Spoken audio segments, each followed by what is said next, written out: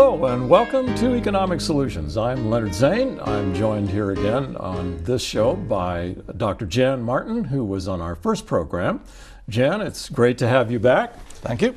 We're covering a number of things in this show that we think are different from anything that we've ever done on the program before. And this is because today's program is something like a detective story. It began with our looking at situations in the economy and trying to figure out what was going on to begin with. We first began, just analyzing, didn't we, Jan, on what in the world is happening and how does this work? We had to figure that out. We didn't find anything in any of the broadcast media that actually presented even the problem in the way that it is that we're going to show today. We are going to show it very graphically today. And then we're going to analyze it a little bit, and then we're going to propose how we get out of this problem. And unlike other shows in some ways, we think that this particular issue applies to every one of us, that we are all experiencing this, and therefore terribly important. So the theme of this show and the title of this show is Solving the Personal Cost versus Income Gap. And Jan, you might start by let's explain the problem here. The problem is that if you look at incomes, we're going to show income here is in 1960. Now, how much the rate of inflation increased was about 727% between 1960 and today. That was Consumer Price Index. Yes, the Consumer Price Index, the basket of goods and services that we normally consider as just what things cost to live. So that's gone up by 727% over the last 40 years or so, 40, 50 years. And the purple here, this final graph piece, is the actual result, the actual income. So in this case, we're talking about the U.S. median personal income.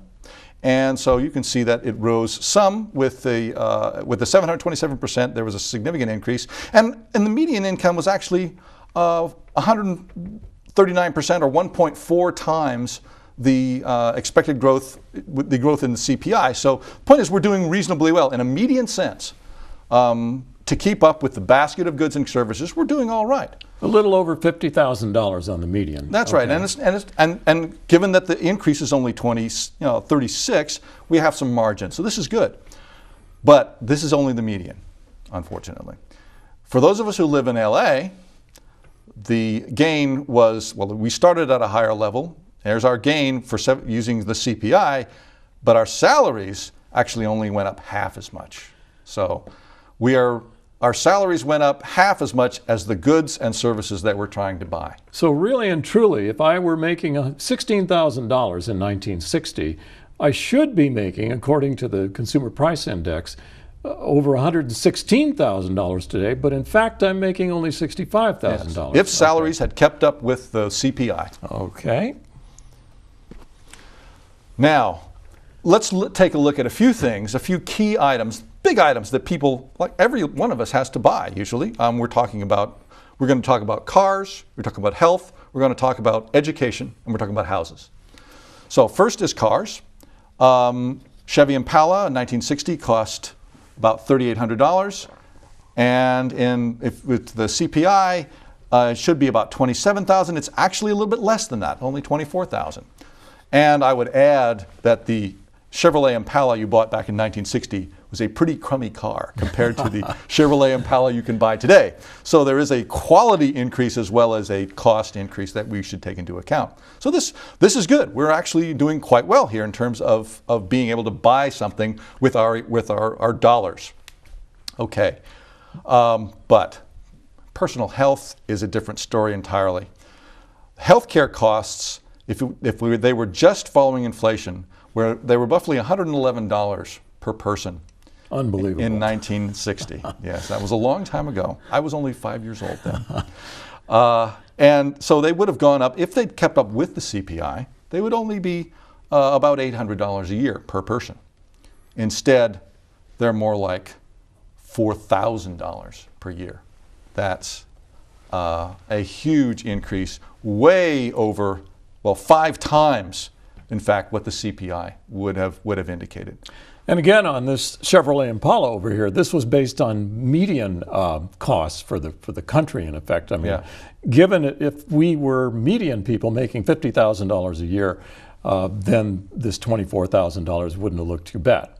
But here we can't keep up. It's terrible, yeah. House cost is similar. Even in the median, we're in trouble here. You can see that there's ordinarily we'd get about this with CPI gains. We can see we get this much, but actually, with the real price and the median house has gone up almost twice as fast as inflation would have it increase. So about a $12,000 house in 1960 should cost about $87,000 today, and Right. in fact, it costs $160,000 as a median. As a across the median, country. as a median. Right. That's the easy one. Look at this. And LA difference. And this percentage here, 185%.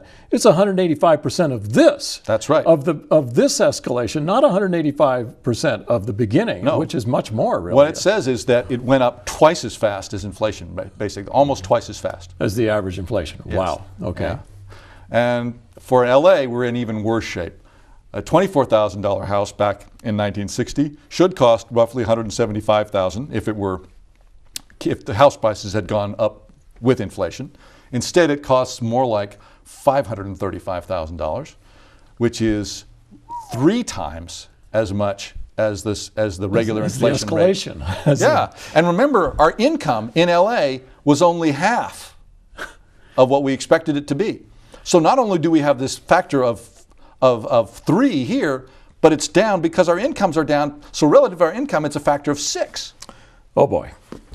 Yes. So now, education is another one of these things that we often that everyone has to sort of think about. Usually, at least most of us, and you can see that the growth started at $120. Now, Zane, you know something more about USC. That's a different story. But these are public colleges here. We're talking about the University of California on this one, Right. and California State University on this one, so these are both public institutions. All right, but they have gone incredibly higher than the regular cost of inflation would have predicted.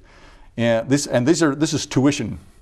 This is how much it costs actually just to go to school. So therefore, if I paid $120 in 1960 to go to University of California, today I should pay about $872 by cost of living increase, CPI, and instead I'm paying $12,000, which is 1,353% more than this escalated amount. Yeah. And by the way, since you asked about USC, tuition in 1972 was around 1960 was around $972, something like that, less than $1,000. Right. Today, tuition at USC is $38,500 per year. There's no way I could have gone to USC today, even though a middle-class family could afford to go to USC back then. Yeah. It was about the cost of a summer vacation for the tuition. Right. So we know something is wrong here. This is far beyond normal inflation. And here we are with the same thing for the California State Universities, which are supposedly the more affordable. And they are more affordable. I mean, certainly compared to this, 11,000, we're down to only 4,700, but it's still nearly 10 times the $436 value that you would have expected by purely inflation from the $60 value that it cost, $60 amount that it cost back in 1960. So it's just amazing. And here's the bottom line. Compared to the income that we experienced over those 40, 45, 50 years, everything, all these big ticket items, well, the cars are almost not too bad, but everything else has become unaffordable. So therefore, if I borrow your point Yes, for a second. please. So if our income in just unadjusted dollars went up 406%, fine, in that period since 1960 to 2009. Okay, here car went up 632%. We found out for median families, actually, it wasn't too bad. But if you compare just across the board with income going up 406%, this is 632% for the car going up. The health insurance went up 3,645%. Yes. No wonder we hear about this being unsustainable, right? Yes, I mean, we exactly. hear a lot of political rhetoric where we'll hear government officials saying, well, this is unsustainable. It really is. Was surprised at this. It really is unsustainable. Yes, we cannot sustain this, and I hope that healthcare reform in some fashion works and is able to do something about this. Exactly. The other countries are paying half what we're paying per person, and we're just going out of sight. Then we have house cost. That's 1,345%. My income only went up 406, but my house went up 1,345. Right. My college tuition for UC, it went up 984. So this, I think, rightly so, Jan, this is the bottom line of we have a problem, folks. Our income is not keeping pace with our costs. This is what we call the cost-income gap. This is middle class. These are standard sort of middle class expenses. Buy a car, take care of your health, educate your kids, and buy a home. And none of these are affordable anymore. Wow. And what happened? When I was growing up, all of these were affordable. Yeah. All of them were. So we, ladies and gentlemen, we found out, yes, we have a problem. We were able to graph what this problem looks like, and it frightened Jan and me a lot more than we ever anticipated. We had no idea where this was going. We had to do the analysis. And we were kind of disappointed that none of this is ever reported on the major media. You just never see this. But this is the reality, folks. Yeah. So we need to deal with this, and we're going to do our best to begin to deal with it and develop some understanding and solutions on this program. Okay, so in summarizing this, we have the cost-income gap mechanism. Jan, maybe you can read what those are. Well, they're actually on your... Sure, yes. Well, over the last half century, we've seen a couple of major things that are contributing to what we've observed. The rates of these major cost items are, well, as we pointed out, they're hugely exceed how much personal income has increased. So things that were affordable are no longer affordable. So why? What happened? Well, there's been a huge increase in personal borrowing, which has covered, I mean, people still go to college, people still buy cars, people still buy houses. So what have they done in order to make that happen? And how have we driven these prices up? That's the secret. And the key was that we could borrow. All of a sudden, borrowing became easier, and we've seen that. The final point here is that the Federal Reserve has enabled this by greatly expanding the money supply and financed that borrowing. Or, as I'll show, it's almost they're almost the same thing. That money is actually debt because of the way money is created. Right. We'll talk about that when I get to the. And so we finance this by borrowing. Therefore, the borrowing bid the prices up. Because borrowing was cheap. Yeah. And so, but we borrowed a lot more, and the Federal Reserve supported all this by increasing the money supply, in effect the actual debt that money supply really is equivalent to. So here are a couple of figures on exactly what happened. Right. How much did we borrow? And this is a really interesting set of figures. Mortgage debt increased from 40% of disposable income in 1970 to 83% of disposable income in 2003. Double. Yeah. As a percentage of disposable income. Yeah. Now, by 2003, consumer debt had gone from 17% in 1960 to 25% in 2003. So that's about half. A little more, actually. I think. And so by 2003, something very interesting happened. The ratio of household debt outstanding, the debt that is left, to disposable personal income for the first time became greater for household debt as a ratio of personal income. So it became 115%. We owed more than we were making. Yeah, per year. I mean, we had a certain amount of debt at the end of a given year, and our income was about equal to that debt. Was actually a little less than that, starting in 2003. So we could see how debt took off. and supported this situation, this mechanism that drove prices up. But it drove prices up and it drove costs up, but our income didn't go up. Well, the interesting thing is, remember that what we were talking about was the CPI. Right. So the CPI is still within bounds. You know, we can still buy food. We can still buy clothes. All those basic things that are part of the CPI we can buy. But it's these big ticket items, stuff you borrow for, like cars, houses, education, that have been bid up hugely by this mechanism that you've shown here today. Here's the 115% on this chart, which goes back to 1950, and then it goes to 2001. This one starts at 1990, and it goes to 2003. You can see the intersection point, the crossover, where it was 100%, and at the end of there it was 115% and rising. So this shows what Zane was just talking about, the rise in the money supply that we see over the last, since 1960 to 2005, 2006. Each of these are different, M1, M2, M3. They cover different parts of the money supply, all of the money. The currencies, of course, what we, the bills and the stuff that we have in our wallets. And that's M0, that's the green M0. one down That's the the green one down there. Yeah. M1 includes checking accounts, sort of money that you can bring in and out quickly. M2 adds to that. Each one of these actually includes what's underneath it.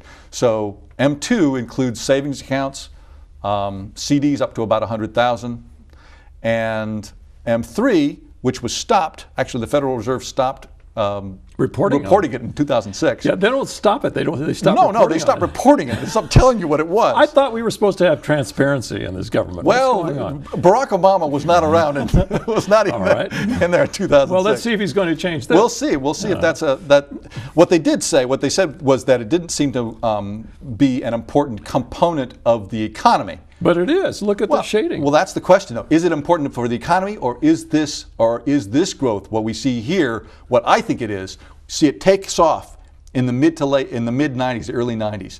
That's when financial deregulation took hold.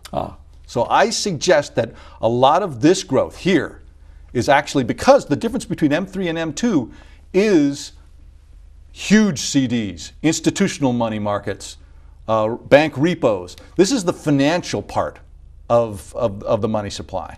Okay, now Jan, I think we should explain a little bit for our viewers, exactly in a very shorthand way. Right. How does the Federal Reserve create money, and why is this money debt, or how do banks do it? You should talk about that because you are well, okay. Here's what happens. Basically, if I go into a bank to get a loan, and I'm going to buy a car or maybe a house or something like that, the bank writes me this loan. Now, they really don't have that money as such. They have a certain amount of deposits, but that just covers their capital requirements by the Federal Reserve. The money actually comes from the Federal Reserve that is advanced to banks in the way of credit when they, in fact, advance me a loan. So what happens is if I borrow $100,000, the bank, in effect, just created $100,000 out of nothing. There are certain limits to how much they can do on this. The way this mechanism happens with the national government is, and the Federal Reserve is really a private institution. It's not really part of the government as such, but what happens is the Treasury gives the Federal Reserve a bond, let's say. Let's say it's a bond for $10,000. That becomes an asset for the Federal Reserve. The Federal Reserve then actually lends money against that to the banks. So it's a bank. Yeah. So the result is that after this $10,000 was given to the Federal Reserve to use as an asset, as it circulates in the economy and turns over repeated times, it's been found that that original $10,000 of Treasury debt results in almost $100,000 of money supply created. It's actually created out of nothing. It's not that green one down there at the bottom. It's this one right here. Yeah. It's M1. As soon as that bank cuts you that check to buy the car, right? It appears in M1. They just created the money. Now, we've had other shows here that we've talked about other ways of pegging our money supply, and we won't get into that today. We're just showing you this is how it happened, folks. Yeah. Yes, our income went up, but it didn't go up nearly as much as our costs. The costs went sky high because they were bid up by our using debt. The debt was created by the increased money supply by the Federal Or it's the Reserve. same thing, because remember what we said, money is actually debt. Yes. It's created at the same time. So what we're seeing here is not created by so much as it is. It is the same thing. And that's not the way it has to be, but it's the way it is in our system. Okay, very good explanation, I think, for in a shorthand way. Kind of a strange topic to think about. Very brief explanation. Okay, so, well, what happened? Why don't you again well, let's see. read that? What we've got is, okay, what we had is a huge monetary expansion, as we just said. So we have then, due to that, we're able to, these prices are able to be bid up because we can borrow at low rates because of the money supplies being increased so much. And now Zane here can maybe describe exactly how the 20s monetary expansion was similar to this. The only thing I will say is that it's been documented that the 20s monetary expansion was 62% from 1921 to 1929. Right. And that was brand new because the Federal Reserve was created in 1913, at the very end of 1913. And one of the things they did was increase the money supply, trying to keep interest rates low. So that was an unprecedented level of increase, and that's why you had the so-called roaring 20s boom. It was fed by this monetary creation by the Federal Reserve. Everybody thought it was great, but the bubble burst. That is familiar, isn't it? Yes. And the thing collapsed. We hit the Great Depression. I know, Jan, you're going to explain a little bit about what we did to get out of that. Right. And then now, so we have our questions here that I mean, we've seen the gap. Okay. We've shown the gap that everything has gone up a whole lot more. Well, not everything, but some of the big ticket items, important items, have gone up a lot more than our income. The cost-income gap. Yes, exactly. And so how do we get out of two parts of it? If it was financed by debt, which it has, as you've shown, how do we get out of that debt? What do we do to get out of it as a country? How do we close the personal cost-income gap? Yeah. And then how do we make a middle-income citizen's life affordable? Because the way it's going, everybody, I don't know. If we stick with the system we've had, I don't see a way out of that unless we change what we're doing. Jan, I don't know. Do you see a way out of that? No, I think there are horrible ways out of it. Deflationary ways out of it. Depression. But let's not do that. I think that's probably a bad idea. So something else to increase incomes, to make our, we have these high prices. What we need to do is to get that income. Well, maybe we lower some prices and we raise some others. I mean, we know house prices, for instance, can deflate without the economy entirely falling apart. But if we increase incomes simply by increasing money supply or money, that's not going to work. No, that's runaway not going to work. inflation like you had in Germany. No, because the other things will inflate just along with it, and we'll be back where we started. Yeah. So that doesn't going to work. So our question again is at the bottom. How do we get out of increasingly unsupportable debt? How do we increase prosperity for one and all? That's really what we're after trying to solve here. Yeah, so those are the questions. Oh yeah, now here, Jan, this was a program that we had, this was program number 2 that we had on Economic Solutions, where I'm only going to summarize a couple things here because I would invite people to get on our website at kgem.tv and look for the drop-down menu on the Economic Solutions program. Take a look at program number 2. It's in great detail on ways that we can relieve some of the costs that are hitting certain people. In this case, it happens to be mortgage payments. So well, remember, houses were one of our things. So I had a banker on that show, and he came up with a proposal that was very interesting. He said, well, we can have a new FHA HUD mortgage division that floats or supports a 40-year loan that banks would give at 0% interest for the first 5 years. This is very interesting. Your first 5-year payments would be based on a 30-year term, and you would pay 5% interest after that. There would be a ceiling on the interest that you pay after that. But what's nice is you pay the fully amortized amount at 35 years later, for the 35 years left. But what is happening here,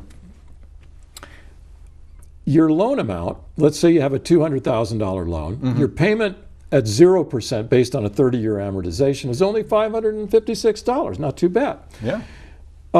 After 5 years, your loan amount goes up, is at $166,000 because these payments you were making, they're all principal. all against the principal. It's 0% interest. You're getting it against the principal. So you've lowered your principal. You went right to the principal. You've lowered your cost by doing this. So you've actually got, 40, almost 30, 35,000, 34,000 or so. left. That you brought down. That you've already paid. That you paid off. And then you're paying 5% interest. After that, for 35 years, your payments go up to $841. But for 5 years, you've got reduced payments and you're paying your principal down simultaneously. And HUD underwrites this with banks, so banks aren't going to get hurt. I can imagine they would not be too keen on this unless they had some plan. support on this. Yeah. So the homeowner continues to pay taxes and insurance. Of course, keep doing that. 75% of the principal payment for the 5 years is treated as interest for tax purposes. So you get a write-off. What a racket! Yeah, this is helping us. The government doesn't come after us for as much money. We get to call that 75% of it. We get to call it interest. Yeah. Now we can't play around too much though. We can't sell the property for 5 years. And we could turn that over because you've got So you can't do the guys who are flipping houses. You can't do that, and you can't do any secondary financing for 5 years. So we got that covered. The homeowner pays about $50 a month servicing cost to the HUD agency to service this. And then servicing cost is replaced after 5 years and paid as part of the 5% interest payment. So again, we encourage our viewers to look at program number 2. This is just a real quick summary of one of the ways that we found to relieve costs. Right, but there's still, the house is still $500,000. Yeah, it's just incredible. I'm thinking to cure that you would need a depression, deflation. Well, I think what I was going to say earlier is that housing is one of those things that actually does fluctuate, especially because of this last boom. I mean, the number that you used there in our initial part of the program was taken from what, 2006 or 2007? 2006, I think it was. Yeah. Well, that's pretty much of a peak of the housing market. Remember, the housing market collapsed after that. So the actual cost, if I were to buy that house today, would be roughly 20 to 25% less than that cost. Yeah. So it's not quite as bad perhaps as we painted it in our initial case, but it's still bad. It's not going to solve our problem. No, it's still large. Right. I mean, we're still talking about $400,000 for a house. Yeah. Okay. Well, let's see. We did can that. Skip that.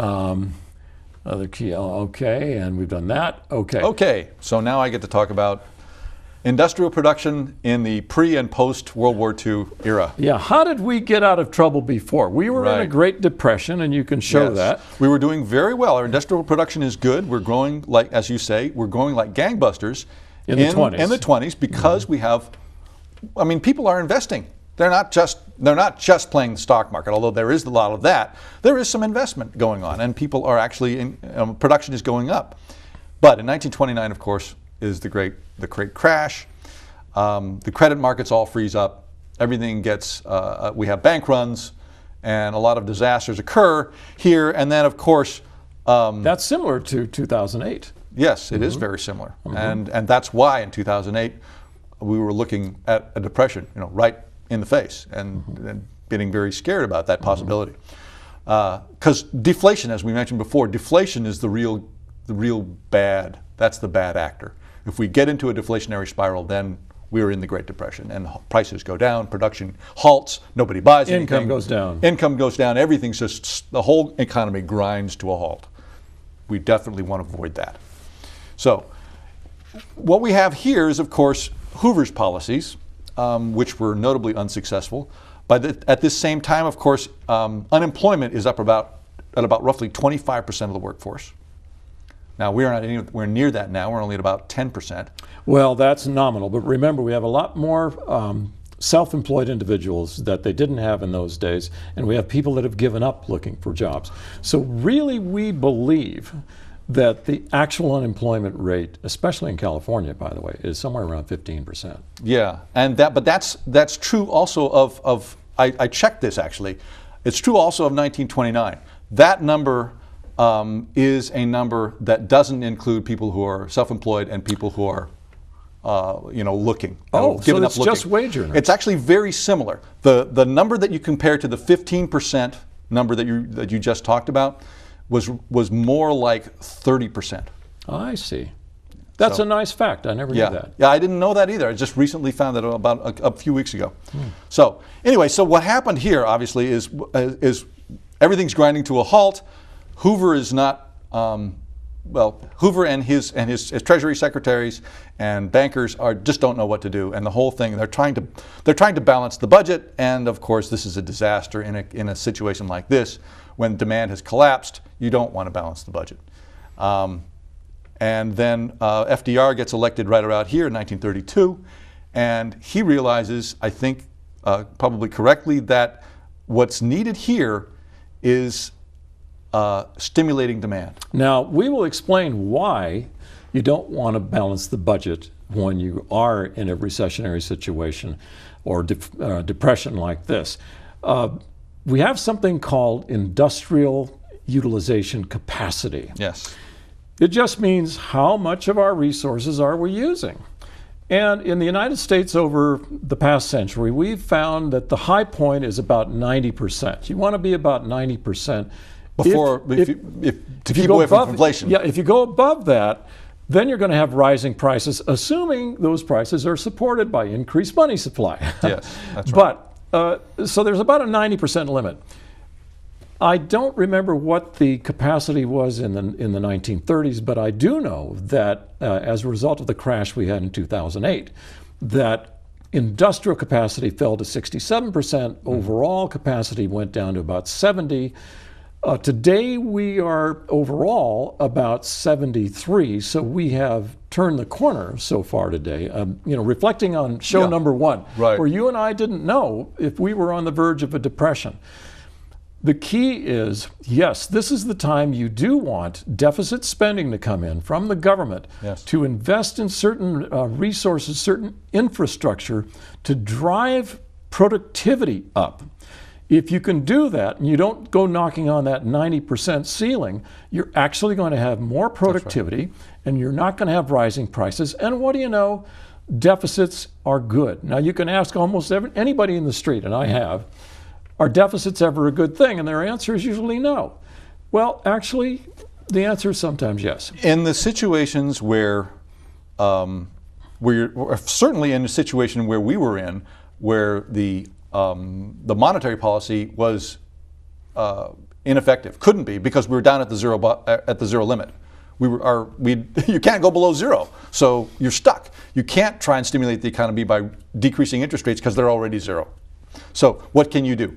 The only thing you can do, and the thing that is effective, is to spend money. Have the government spend money. Now, didn't Keynes suggest at some point that you could even pay people to dig holes and fill them in? Well, John Maynard Keynes was a demand-side economist, and what he believed was give people money, pay them for doing nothing, even digging holes in the ground, just so they can spend more money. But there's also a supply-side economics, which John Kenneth Galbraith implemented on part of the U.S. government in the 1940s. That was in the 40s, after this. And what he did was reallocate resources that you and I discussed in our first program about how we rationed consumer goods, we put it into producer goods. Right.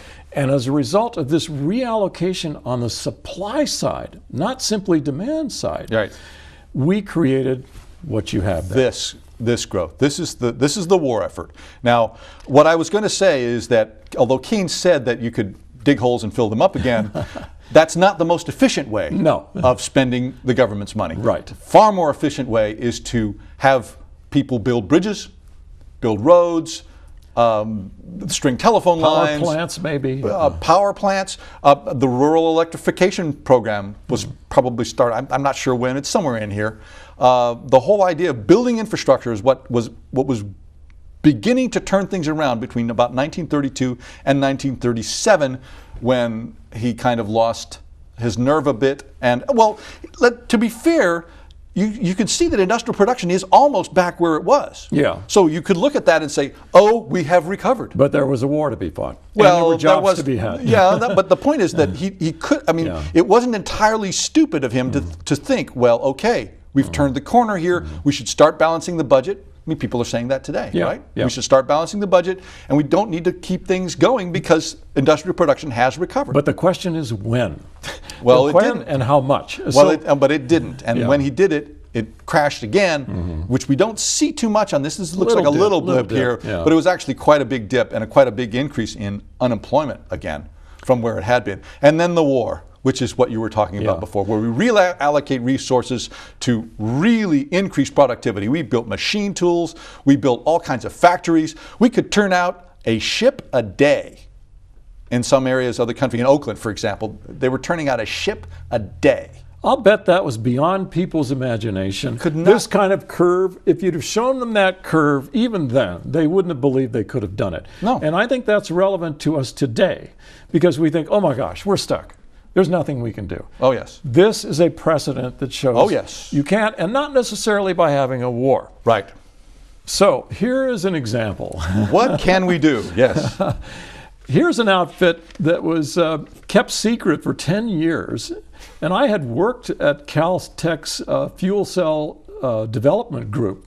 I never knew about this kind of technology. We were working on solid oxide fuel cells. We were also working Aren't these guys solid oxide? They're solid oxide. Yeah. And we also worked on solid acid.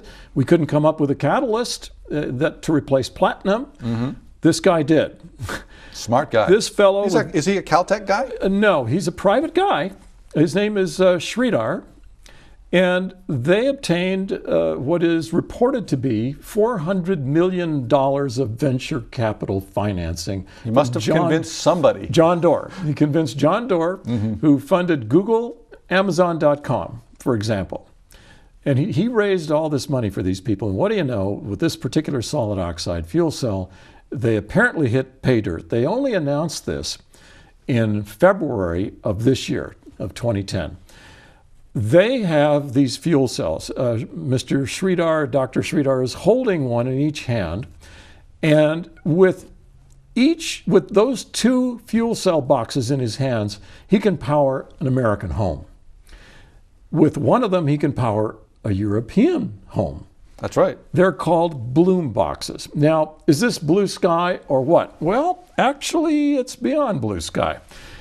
Sridhar claims that in 5 years, we're going to be able to buy these fuel cells for $3,000 cost per household. Today, there are beta test sites going on at FedEx, Walmart, and eBay. And here's what banks of these fuel cell assemblies look like. This, I don't know who this is, but it's one of them. Well, Google uses a lot of power. So this is one of them. I don't know which one it is, but it's an example of what the banks of these fuel cells look like. This kind of breakthrough, when you get a productivity breakthrough in something like alternative energy, it creates returns and we all get richer is what happens.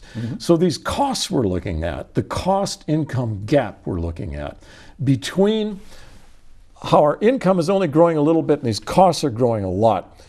If you can get very productive, like that dramatic chart you showed during World War II, we can get out of this and then some. So the answer is really productivity and innovation. If we stay in the same system and the status quo gen, I see no way out of this. We're stuck. And I don't think our government officials want to tell us or show us the graphs that you and I presented today. But the answer lies in this kind of innovation. Here was an aborted attempt. It was a good idea.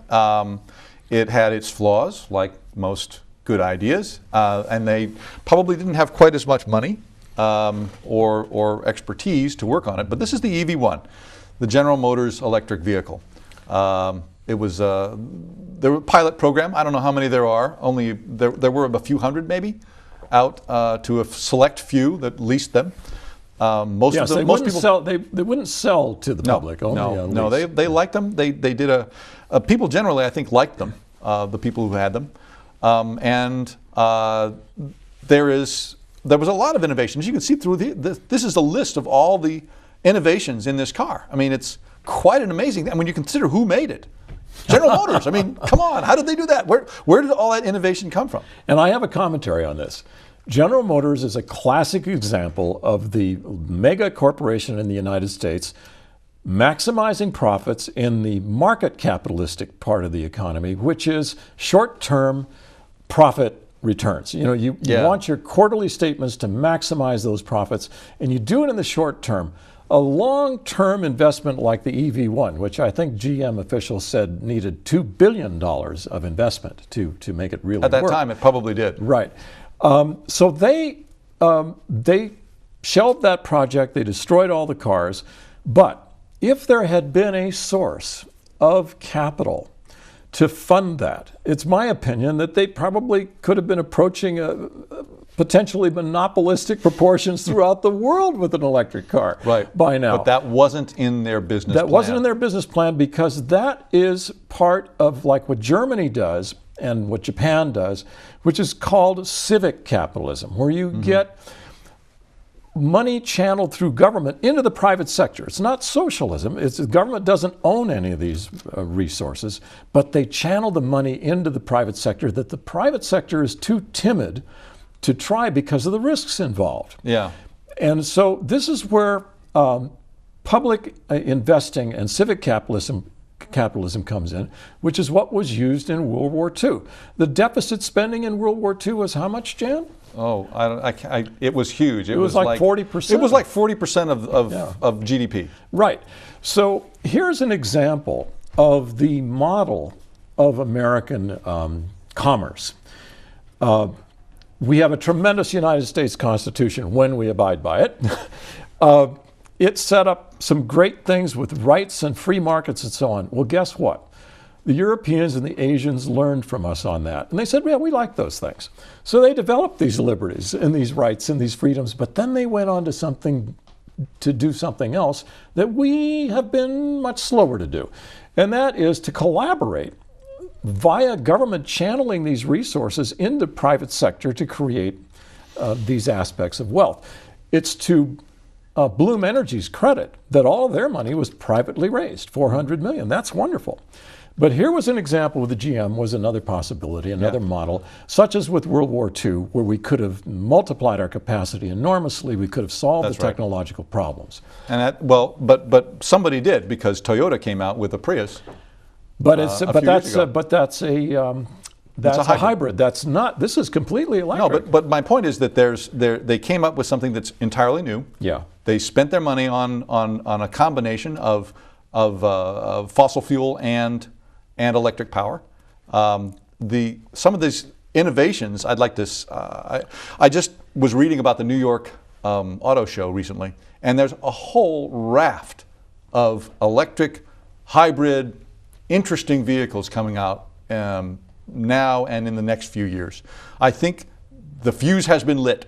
Well, good. In a way. And to remind everybody that the Japanese manufacturers learned something from an American management consultant whose offices were headquartered in Washington, D.C. We didn't listen to him at the time. No. He went over to Japan and developed something called quality circles, where they all sit together and they think of improvements to make to whatever it is they're doing. Right. And they do this in a very participatory process. And the result was a tremendous increase in productivity that the Japanese learned from the United States. That's right. So we in the United States have the opportunity. Well, we tried to learn from them too. Remember, there's the GM plant in Fremont, which was the Numi plant that actually produced cars, Japanese cars. It was in partnership with Toyota, and they actually produced cars with the same defect rate, low defect rate, as in Japan. So we can do it. It can be done. Okay, so here's some of the things we've been talking about.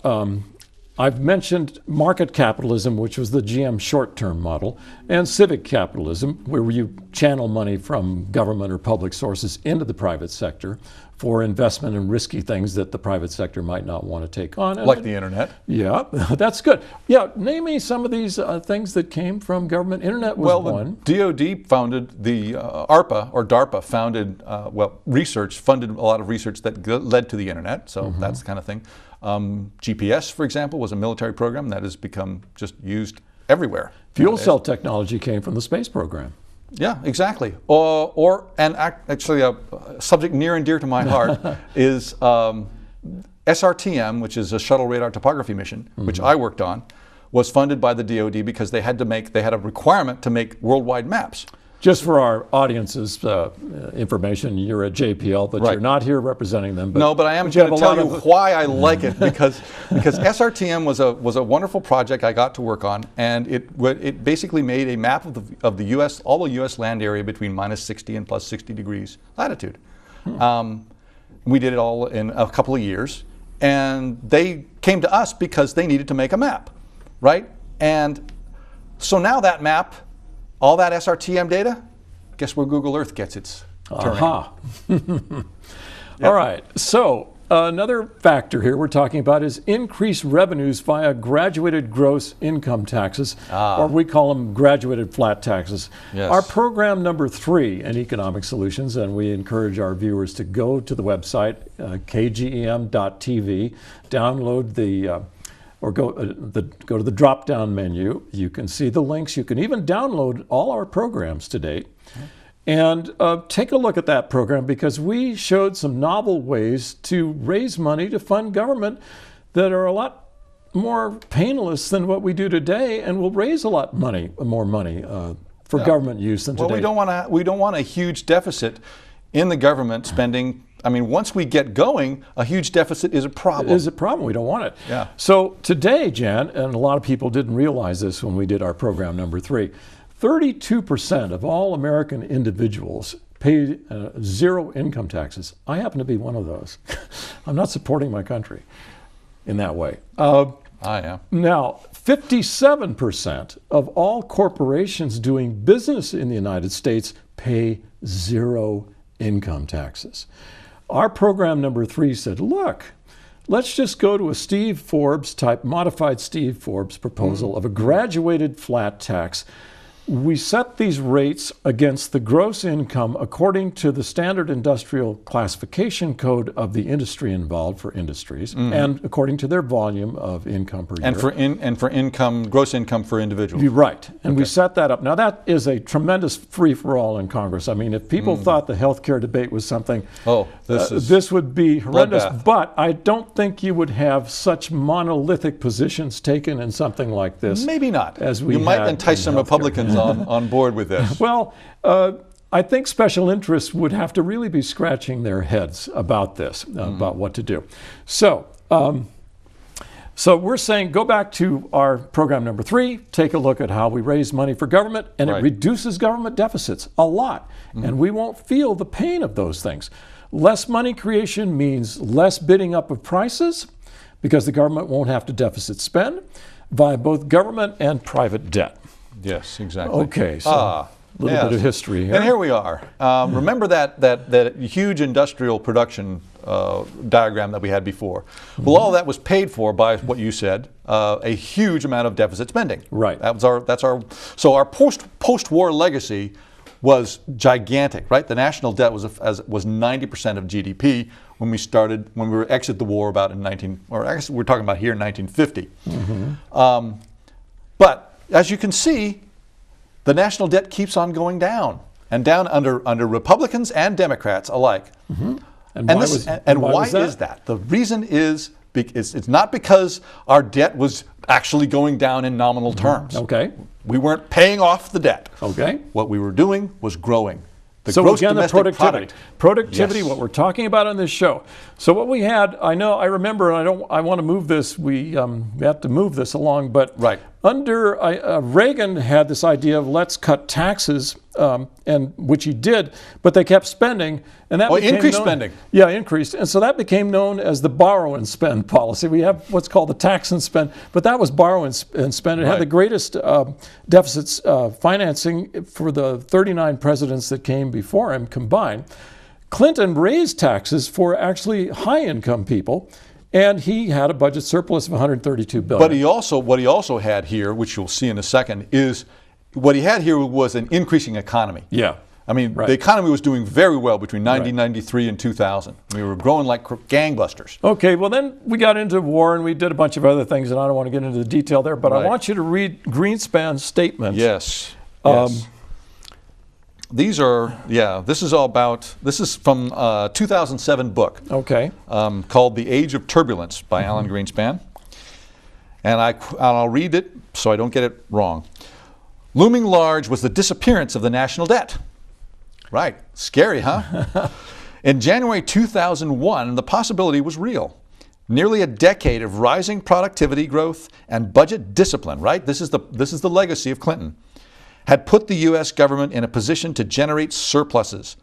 The nonpartisan Congressional Budget Office was getting ready to raise its projection of the surplus to a stunning $5.6 trillion over the next 10 years. So he thought they might have even paid off the national debt. And for our viewers, very quickly, here's the tax situation. What do you know? Here's Bill Clinton. He's taxing a lot. Here's Bush not taxing. Here's Reagan and Bush not taxing. And here's Carter, who's taxing a little bit. Now remember, these were high-income people, but that was another reason they had those. Well, the those reason budget it's surpluses. large here is the reason it's large here is because the economy is growing as well. The revenues are coming in like crazy. Exactly. I wanted to cover it quickly, and time has to move. That's that.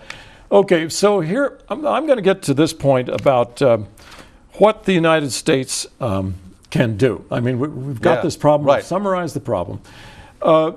Here's an obvious area to me. The United States is number one in military spending, $607 billion spent for the military in 2008, which was 41.5% of the 15 top world countries, which were 1,464 billion. We were 600. We were 607. Well, second place was China with about 85 billion. 1/7 of what we spend. Russia is like fourth place with like 59 or whatever it is. We're spending an enormous amount of money on military. And Jan, you just heard a figure. What I just looked at the 2011 budget, and the security expenditure in the 2011 budget is $900 billion. 900 billion. Okay, so what we're going to advocate in this program is what we did in World War II, but for a different reason. Yeah. Reallocation of resources. We've got this enormous amount on military. Here it is graphically. Take a look at us compared to these other guys.